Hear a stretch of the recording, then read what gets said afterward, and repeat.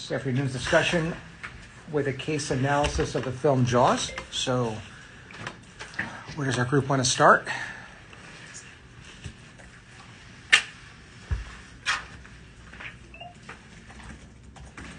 There's no wrong answer. What a great movie. That is the right answer. Yeah, that is the right. What did you observe? Caught your eye? Jump scared you? I was really impressed with the graphics of the movie at the Okay. time. I hadn't seen it before. I really enjoyed it.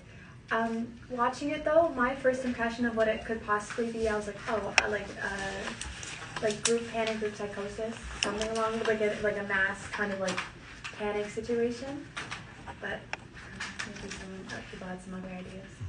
Yeah, I thought it was funny that the mayor is portrayed as like the bad guy when you watch the movie because the mayor of the town, because he's the one who like doesn't believe that the shark is real. But if we look at it from like realistically this is happening in our lives, like he's breaking out of the group psychosis. He's the one who's like, let's be reasonable. Like how would a shark really terrorize this town? But it's a horror movie, of course the shark's gonna terrorize the town. But it's funny that like he's the one who's like trying to have like a reasonable grounded perspective outside of like groupthink, but he in the movie ends up being portrayed as like a bad guy. Yeah. You know, I know that I assigned the film, and I also know that I did not assign anyone to read the novel.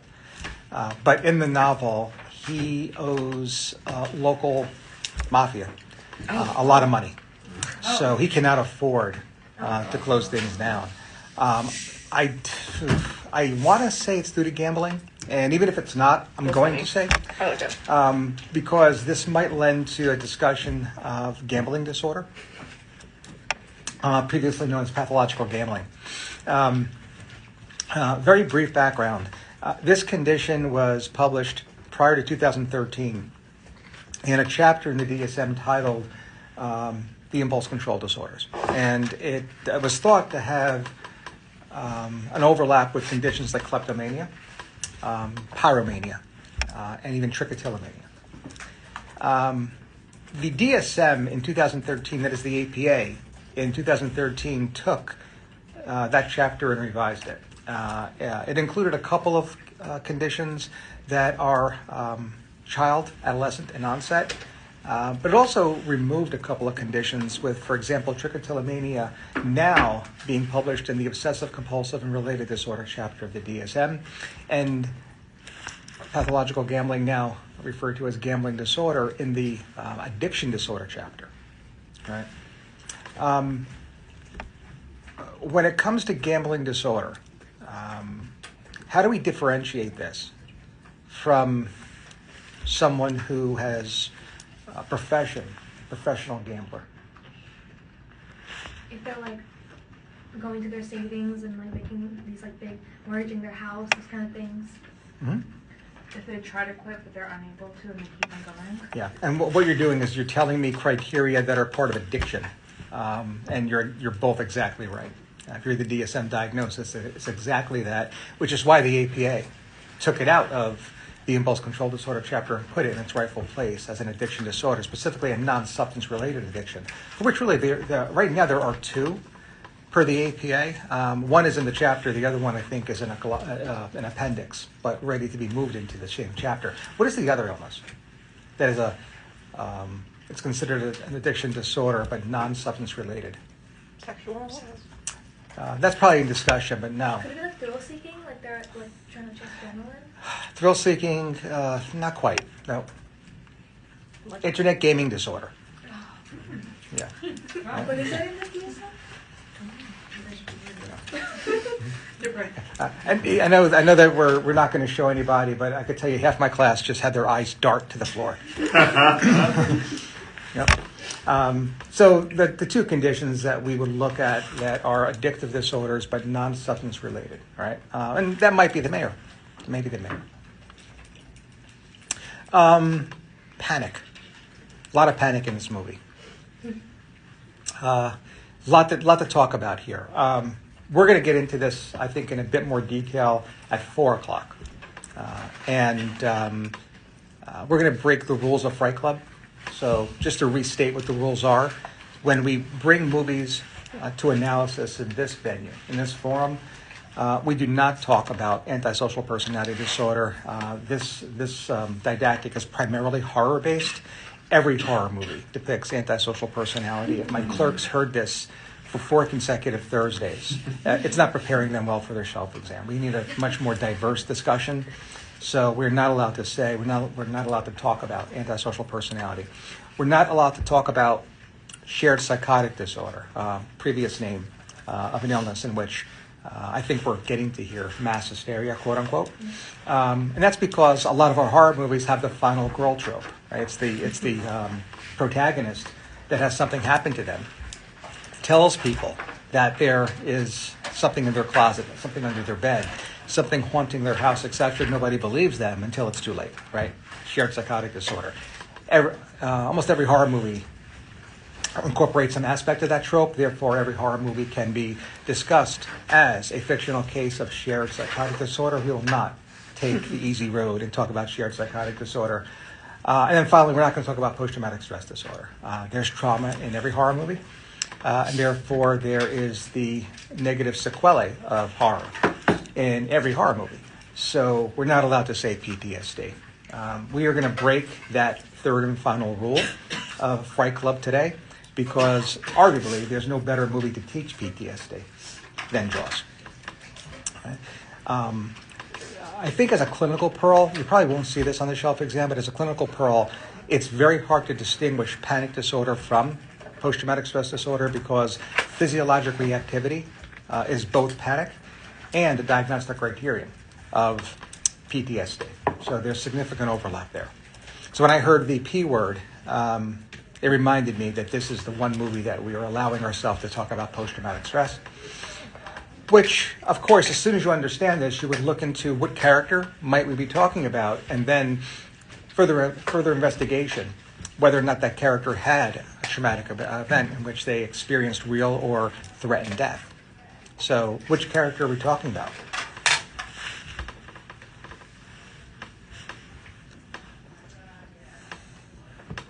Quint? Right, Quint, right?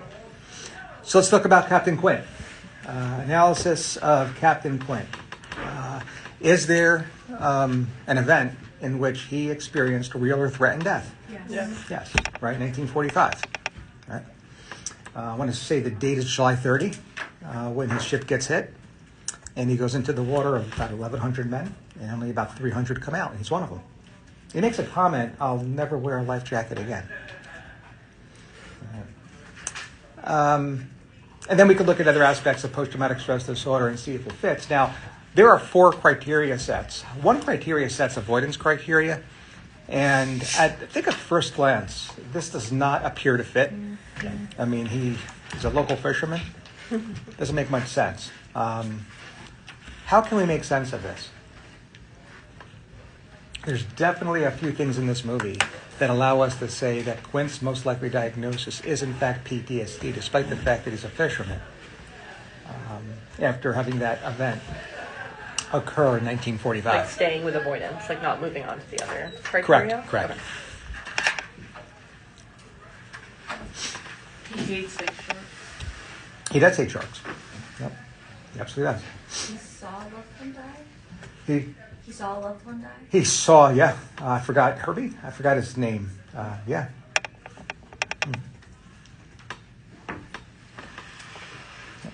We're at a case conference. You are bringing to my attention. This is someone who appears to be running towards his fear.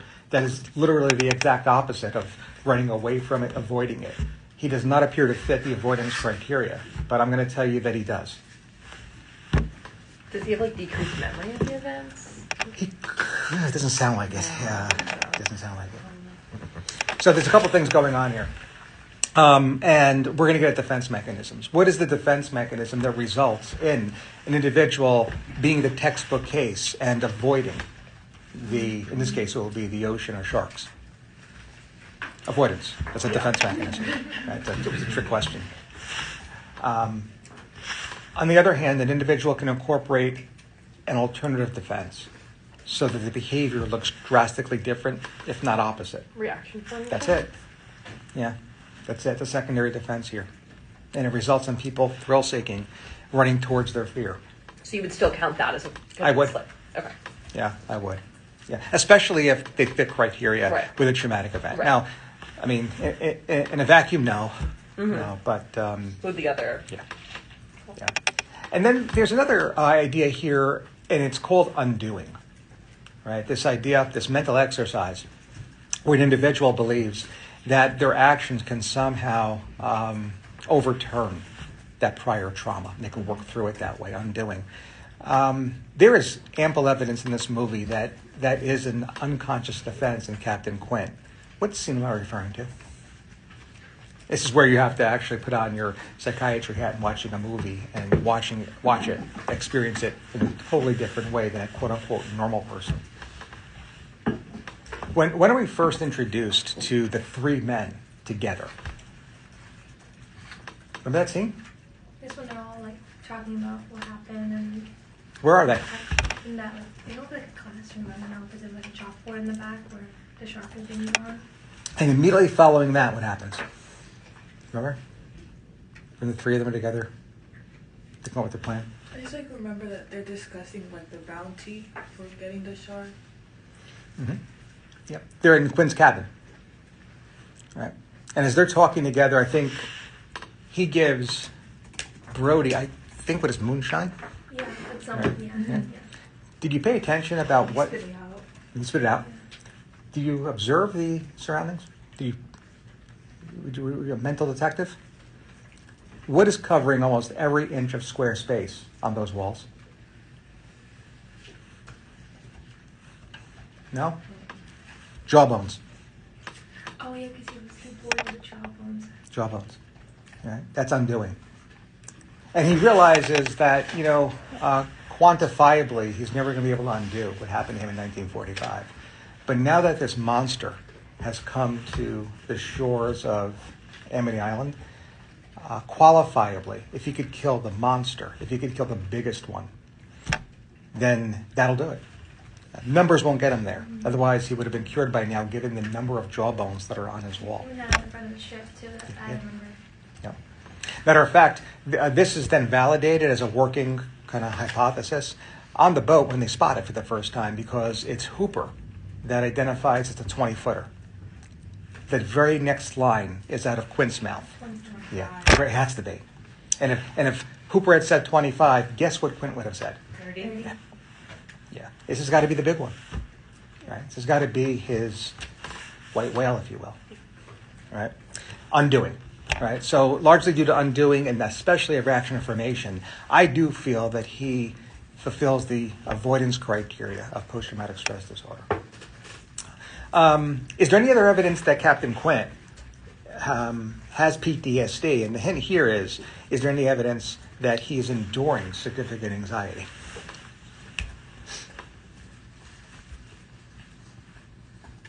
I mean, he definitely has like increased arousal, like surrounding. Mm-hmm. What else? What do some people engage in? Alcohol use? Yeah. Any alcohol use from Quint? Yes. Yeah, that might be self-medication. All right. So I think taken together, we have a case of PTSD. Number two, another character that we think may be afflicted with post-traumatic stress disorder in Jaws. The chief. That was Because he won't go in the water. Right? Now, I think upon first glance, we have a police chief. And we're never really told why he moves to Amity Island. We know that he's retired NYPD. Yeah. Don't know what that's about. But he's on Amity Island and he doesn't like going in the water. That's a theme in this movie, right? That's definitely a theme in this film. And I think we're maybe specific phobia. But we have to ask ourselves a question, and this would be a very routine question in a psychiatric evaluation, that is, any past trauma. Right? So was there any situation in which he experienced real or threatened death related to the ocean? Question about specific phobia. So if a specific phobia co-occurs with a past trauma relating to that specific phobia, does that no longer is that now into PTSD? Depends. Okay. It depends if they fulfill the rest of the criteria. Okay. Because if it's only avoidance, Right. of that specific phobic object, That's not. then it's not. Okay. Even if there's like anxiety around coming into contact, no, it's really it's if it's just avoidance. If the other anxiety allows you to fulfill further criteria, and you need, like, for the other criteria sets, Right. 1, 1, and 2, if it falls as sub-threshold, we're going to say specific phobia. If it reaches criteria, I'm going to call it post-traumatic. But you wouldn't have both. Like if you have PTSD, I you wouldn't don't- also give someone. I would not. Okay. No, I would not. The only time you would do that is when you identify that the avoidance of the phobic object requires independent clinical attention that the treatment plan for PTSD wouldn't address. And I don't know how There that's... wouldn't. Yeah, that wouldn't. Okay.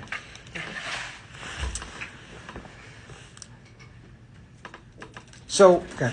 I was gonna say, he mentioned when someone asked him if he had a fear of water, he said, no, I don't have a fear of water, I have a fear of drowning. Mhm. And it's not just himself who he's scared of being, like, it's also, like, his kids. I mean, there was obviously, like, a shark, so that makes sense, but, like, even when the kids were, like, in the boat, like, he was just scared for them, too, Mhm. so.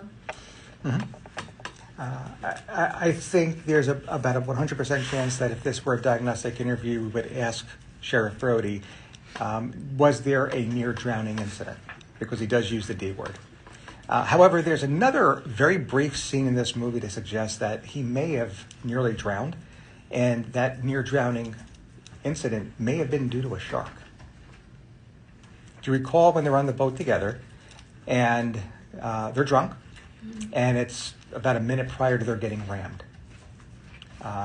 We have two of the men exchanging war stories, who's got the bigger scar, and Brody begins to show his. Right side of the screen, pulling up his shirt, revealing his right lower quadrant. Right? You see a glimpse of it. He was bitten. Doesn't say anything, he puts his shirt back down. Decides, no, I'm not going to share. I think there's some evidence there to suggest that there was not only a near drowning incident, but the near drowning incident was due to a shark. Definitely something you have to ask. But then why would he be a chief over there then and not stay in New York? I think that has more to do with why he was booted from New York than it was his going to Amity Island. I just don't have the answer to that. However, I would guess is that it's PTSD related. Could it be possible the first character Brad's name, the one with PTSD, could it be possible they were like on the same boat? Like With the Navy? yeah, like with the same incident? I don't think so. No? No, I mean, listen, academically, there's always things to examine. Brody's reaction in asking what is the USS Indianapolis suggests that he wasn't on that boat. Yeah. Now, again, could he have dissociative amnesia? That would be an interesting twist. But I think it's fair game to ask. My gut says the answer would be no. Further testament, maybe support that there is an anxiety disorder here. Perhaps that anxiety disorder is PTSD as a result of that trauma suggested by that scar that is so briefly revealed, is that he also drinks excessively. Yeah, he does in this movie. Hooper.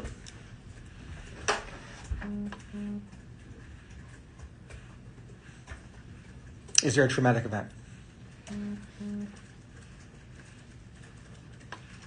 Definitely not with What are you sharks. looking at me I for? mean, like, I'm asking you. Definitely not with sharks. No? No. I mean, the plot. I guess it could be some like acute stress disorder because it's like the plot of the movie is him experiencing trauma, but Right. we don't have the criteria for it to be All I PTSD yet. remember is that he said he was a rich boy. Like, this was. I want to talk about that in a second. Yeah, I want to talk about that in a second because that plays a much larger role here than people, I think, realize.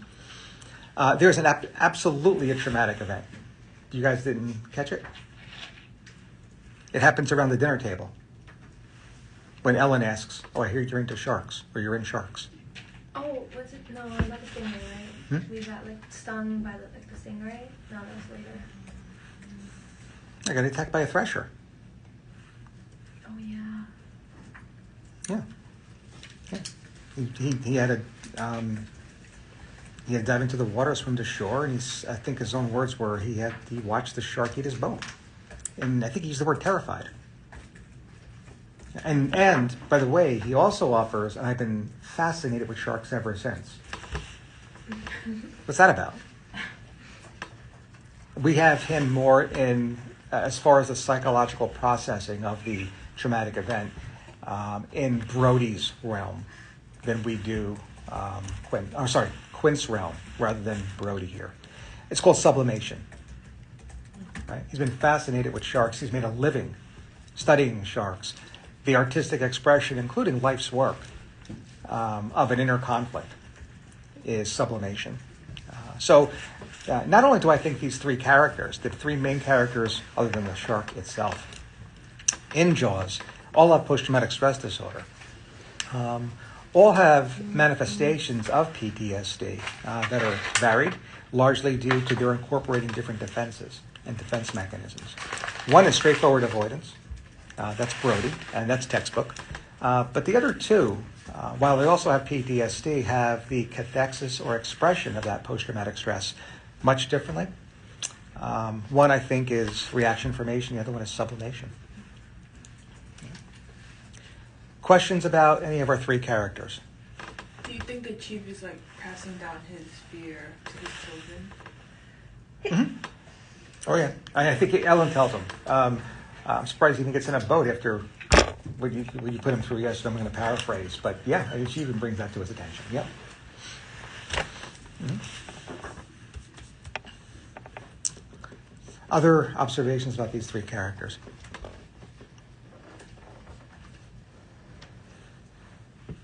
I mean, there's also the scene, I think, where it was Brody's son who gets attacked by the shark in the pond and almost goes into shock. I feel like that would really add to the further trauma. But yikes. Mm-hmm. Now, for that scene and that character, that's Mike, I think, right, Michael? Yes.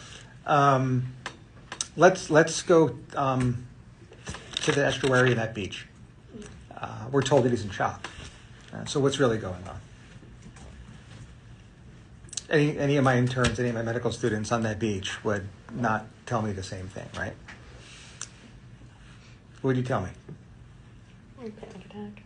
Panic attack? Okay. What else? I have water in his lungs or dying from death. Potential. Near drowning. I would hope that you don't use the medical terminology shock. What are you going to use? Catatonia? There are catatonic features. Yeah, he's unresponsive. Yeah. Why is he catatonic, though? He's dissociating. All right. So take me into the neurobiology of this.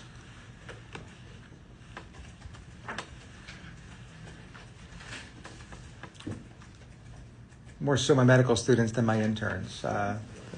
Small gland near the pituitary.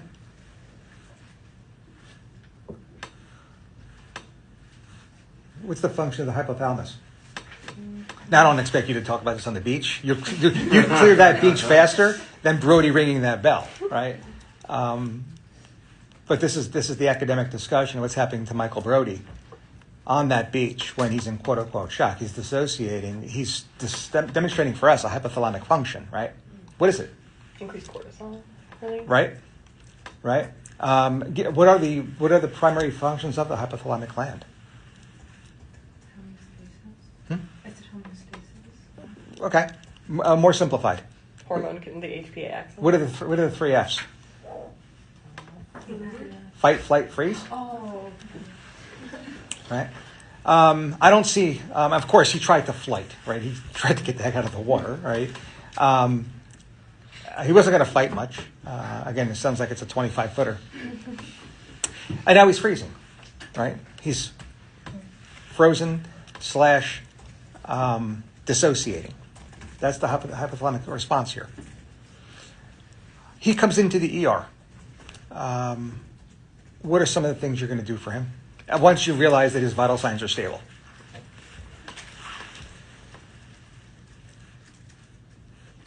Supportive care. Yeah, for sure. On your shelf exam, what one medication will you say you need to avoid at this point, and why?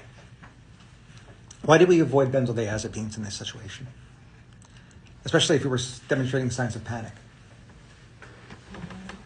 Because... Is it addiction? No, I'm not worried about addiction here. Here, we need the integration of memory. Because in his dissociated state, he's not going to integrate memory, which means that he is at risk of developing a condition called PTSD down the line. Benzodiazepines will affect one's integration of memory. So we try to avoid them in the acute setting, even with panic-like symptoms. While they will definitely address the physiologic reactivity of panic, there might be long-term consequences, and that is those memories not being integrated and therefore a greater likelihood of developing acute stress disorder and then post-traumatic stress disorder down the line. Right? And that's what's going on here. I mean, he's in a dissociative state. He's not responding. Vital signs are stable, and they even say as much when he's in the hospital. Right? They did the right thing, kept him overnight for observation. He did the right thing, asked for ice cream. But that's dissociation. That is a hypothalamic response. And that's the fear response, which, again, none of us would think is out of the ordinary for this particular situation. That said, that fear response in the literature has even more levels. One is called tonic immobilization, and that's something I think way back in 1987. Psychologist last name Gray proposed in terms of additional stages of that hypothalamic fear response. And I bring it up, tonic immobilization, is because people like Hooper, oceanographers, have adopted the term.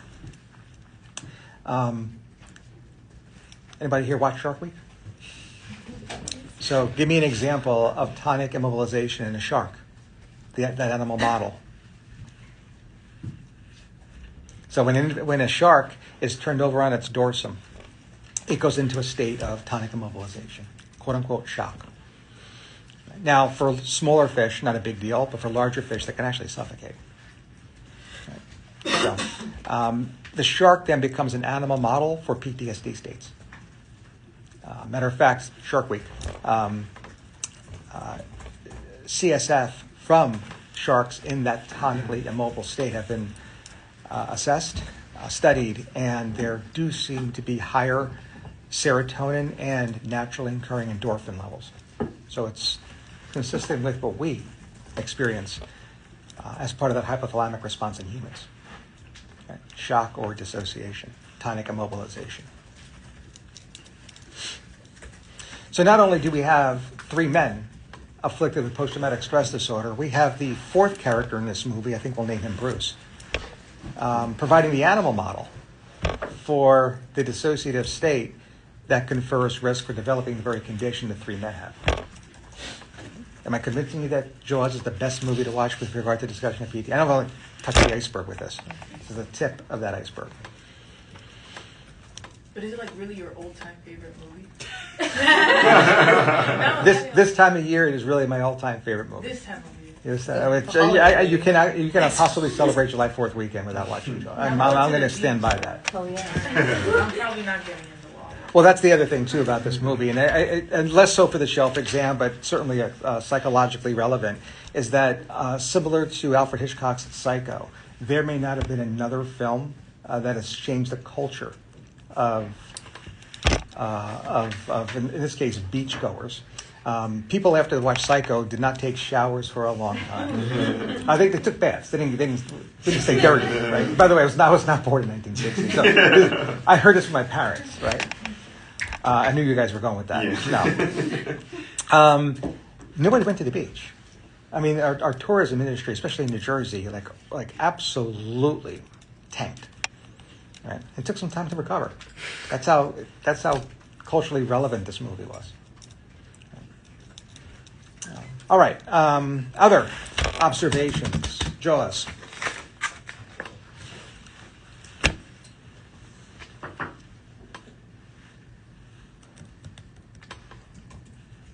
There's like a part at the end where like after they kill the shark and then they're like flowing, like the tide is moving them. They say like, oh, the tide is moving us. Maybe that's like the world. Like, they're finally at peace. Is that like? I get that. No, I get it. And I think there's even another scene immediately prior, I think that confirms your observation. And that is when he's killing the shark, or when he's getting ready to kill the shark. If an individual comes to your practice, everybody here is going into psychiatry, so if, don't snicker.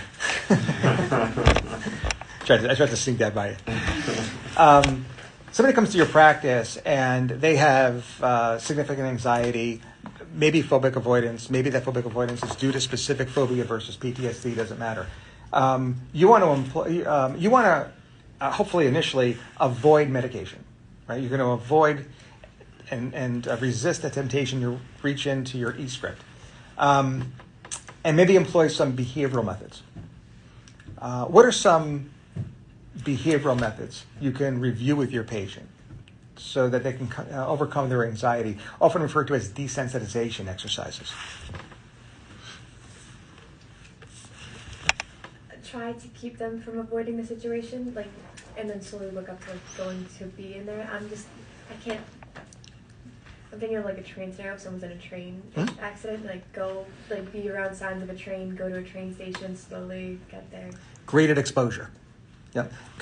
Would you employ graded exposure in vivo or imagined? I thought it was in vivo, but I think it would be. My instinct is to say case by case basis. Good. It's both. Yeah. Tried to trick you. Good for you. Yeah, you could do it either imagined or in vivo. Now, there's a problem with this. You're going to get a call from Horizon Blue Cross Blue Shield. These grades that you've got are going to take a significant number of office visits. And they're going to give you 4 visits. So they might want you to provide alternative care. What might that alternative care look like?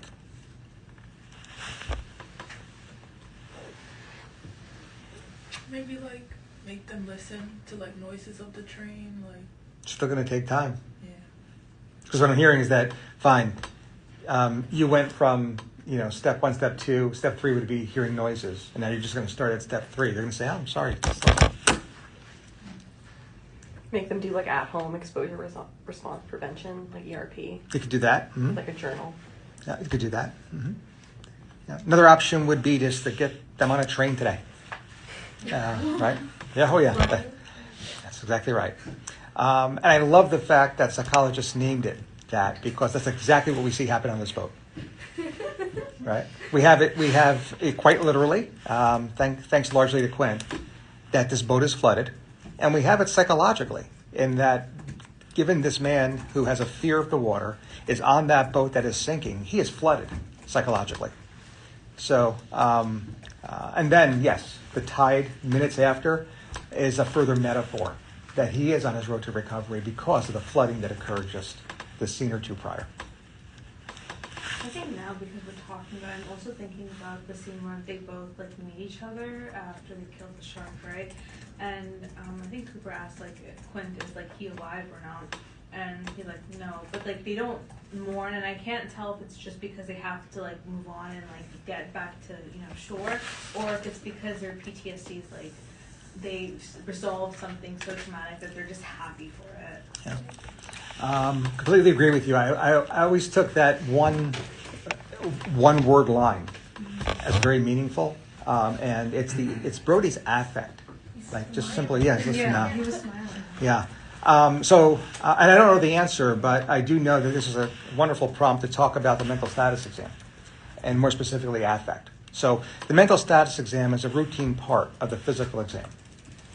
And as part of the physical examination, more specifically the neurologic exam, the domains of the mental status, each step of that mental status exam can be remembered by the acronym ABC, stamp, liquor.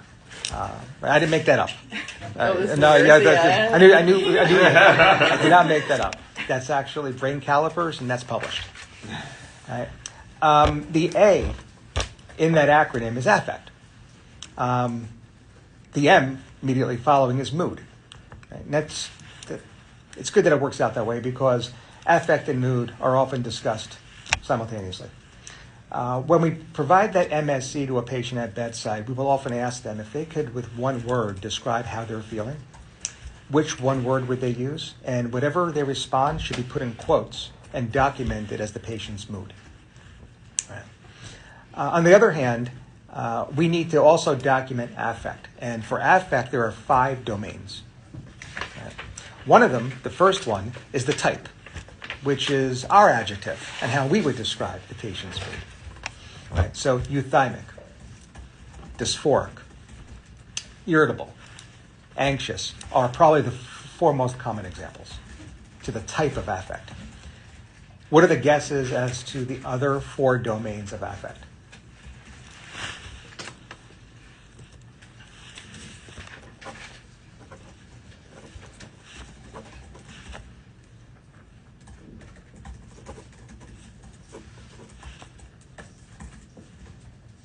Intensity. Intensity. Good. Intensity is, for the examiner, going to be the average intensity over the course of your interview. New patient evaluation, that's 60 minutes. I don't expect you to tell me, yes, they had adequate intensity, they had normal intensity up to minute 3. And then from 3 to 6, it was decreased to a point where I would call it blunted. And then after 6 minutes, no, you're not going to do that. You're going to give me just the gestalt, the average intensity over the duration of your interview. Intensity could be normal. It could be above normal. So words like high or increased intensity, so very simple. The below normal or the below average intensity come in two varieties. One is below average. The other one is significantly below average. So figure if the average is a C, we're talking about a grade of a D and a grade of an F. That D grade is referred to as blunted. The intensity that is significantly below normal is called flat.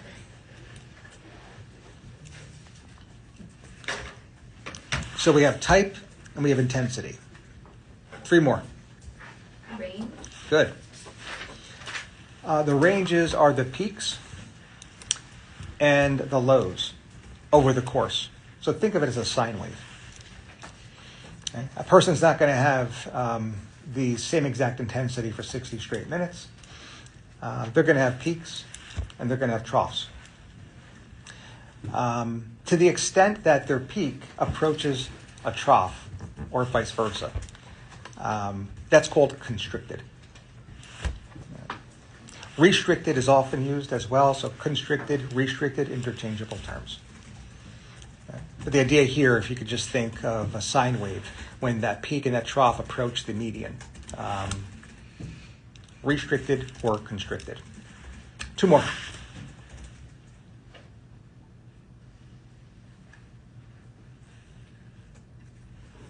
Change pattern. How quick does one get to a peak from a trough and from a trough to a peak?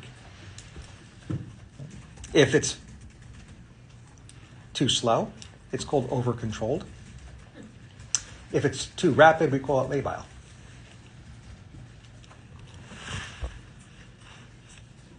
And the fifth and final domain, and the one that I find interesting in the context of the scene we're talking about, is appropriateness, often referred to as congruency. Same thing. Right? Is the individual's affect congruent with the situation? Right? Somebody just died. The smile on his face, the simple, it seemed, quote unquote, inappropriate or incongruent.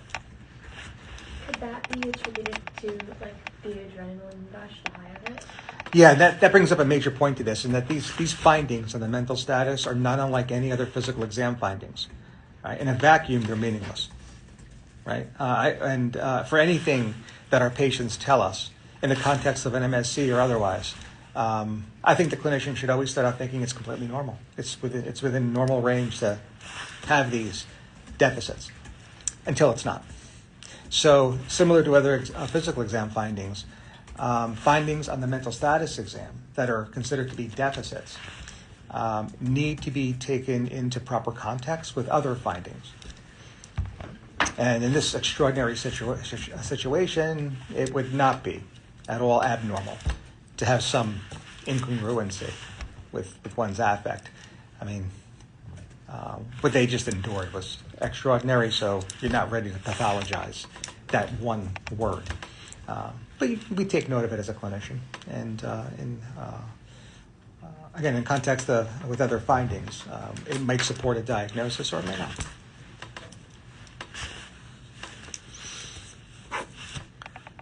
Other thoughts?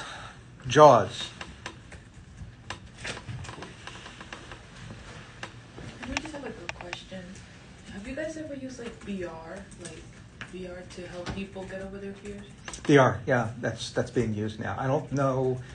I know that we had at the medical school, somebody had approached us with a clinical trial. I don't think our department's participating in that, but yes, that is being used. Absolutely. Mm-hmm. Could you make an argument for the mayor to have some kind of personality disorder? Because he's willing to be like, no, I just want the money. It's fine. There's no shark. Go in the water. Yeah. And like he encourages people to go in.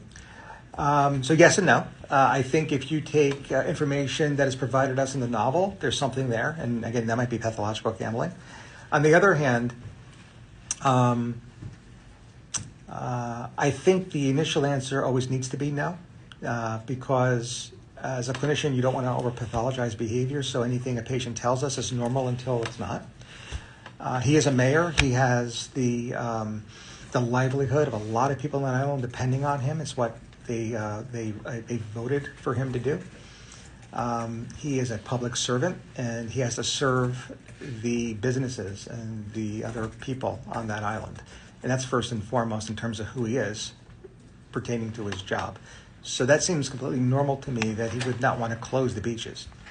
On the other hand, his continuing not to close them in light of the obvious danger, especially when it's revealed, albeit in the novel, that the reason why he's keeping them open is so that he can pay off gambling debts. That becomes highly problematic, and that's when we maybe step away from our initial position of this being normal and considering it to be abnormal. Once abnormal, then we ask why. Like, what is the abnormality?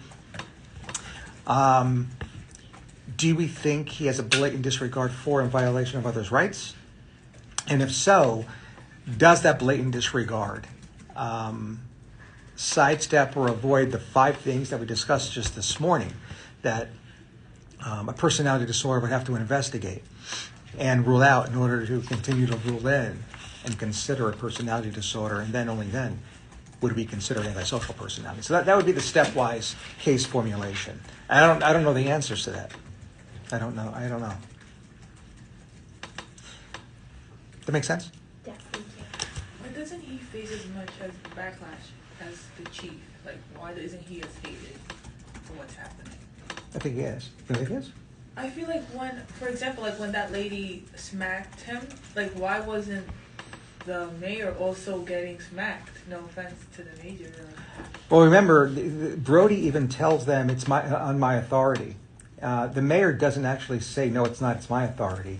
His reply is, I'm here to make sure that you consider everything. And after considering everything, it's the chief's decision to keep the beaches open. Now, he did it on false pretense. The physician changed the cause of death. And we know why he did. Right? Clearly, in that, again, looking at his affect, he didn't truly believe that this was a boating accident. Right? He clearly had people from town, including the mayor, tell him how to do his job. This is a very unethical doctor. And I don't know why he wasn't stopped. Right? Unfortunately, the face of all of this happens to be the police chief. That's who has the contact with the people. He's a liaison, and he's going to be the brunt of their anger, especially Ms. Kintner. All right, we're coming up at 1:45. Any final thoughts?